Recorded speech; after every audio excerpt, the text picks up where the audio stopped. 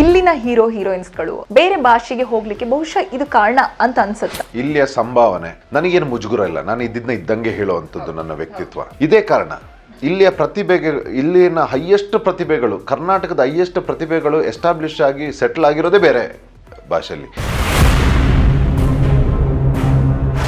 ಎಂಥ ನೀಚರಿದ್ದಾರೆ ಅಂತೆ ನಮ್ಮ ಕೆಲವು ಕನ್ನಡದ ಇಂಡಸ್ಟ್ರಿಯವರು ಎಷ್ಟು ನೀಚರಿದ್ದಾರೆ ಅಂತಂದರೆ, ನೀವು ಇಲ್ಲಿ ಜಾಸ್ತಿ ಪೇಮೆಂಟ್ ಕೊಡಬೇಡಿ, ಇಲ್ಲಿ ಅವ್ರನ್ನ ಚೆನ್ನಾಗಿ ನೋಡ್ಕೋಬೇಡಿ, ಯಾಕಂದರೆ ಅದು ನಮಗೆ ಎಫೆಕ್ಟ್ ಆಗುತ್ತೆ, ನಮಗೆ ಇವ್ರದ್ದು ನಮ್ಮ ಪೇಮೆಂಟಿಗೆ ಇವ್ರು ಬರ್ತಾ ಇಲ್ಲ.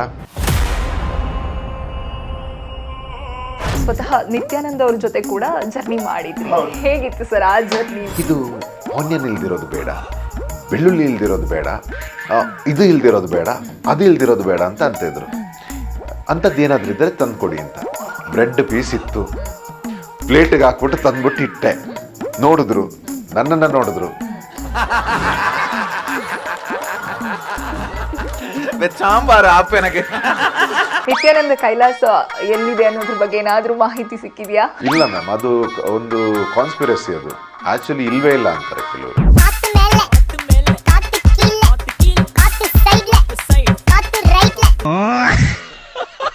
ಅಕಸ್ಮಾತ್ ಟೆರರಿಸ್ಟ್ ಏನಾದರೂ ಇದ್ರೆ ಹಾಕೋದೆ ಅಂತ ಏನಾದರೂ ಆಗಲಿ, ನಮ್ಮ ದೇಶಕ್ಕೆ ನಮ್ಮ ಜನಗಳು ಇದಕ್ಕೆ ಬಂದರೆ ಚುಚ್ಚೋದೆ ಈ ಸಲ ಅಂತ. ಮುಂದೆ ಇರಲಿ ಹಿಂದೆ ಇರಲಿ. ಸರ್, ಶ್ರೀನಗರ್ ಲ್ಯಾಂಡ್ ಆದ ತಕ್ಷಣ ನನಗೆ ಕೆಳಗಡೆ ಹೋಗಿ ಐಸಲ್ಲಿ ಆಟಾಡಬೇಕು. ನಮ್ಮ ದೇಶದ ಜವಾನ್ಸ್ ಅಲ್ಲಿ ಹೋಗಿ ಸ್ವಲ್ಪ ಅಲ್ಲಿ ಐಸ್ ಇರುತ್ತೆ, ಅಲ್ಲಿ ಸ್ವಲ್ಪ ಆಟಾಡಿ ಮಜಾ ತಗೊಂಡು ಅವ್ರು ನನ್ನ ಗಾರ್ಡ್ ಮಾಡ್ತಾರೆ. ನಾನು ಕೆಲವು ಇದು ಎದುರಿಸಿದ್ದೀನಿ. ನಾನೊಂದು ಒಬ್ಬರು ಅವರ ಪಲ್ಸ್ ಕಳ್ಕೊತಾ ಇದ್ರು, ಒಂದು ಲೇಡಿ. ಆ ಸಿಚುವೇಶನ್ ಒಂದು ಹ್ಯಾಂಡಲ್ ಮಾಡಿದ್ದೆ. ಇನ್ನೊಂದು ಬಾಂಬ್ ಥ್ರೆಟ್ ಇತ್ತು ಫ್ಲೈಟಿಗೆ, ಅದನ್ನೊಂದು ಆಪ್ರೇಟ್ ಮಾಡಿದ್ದೀನಿ.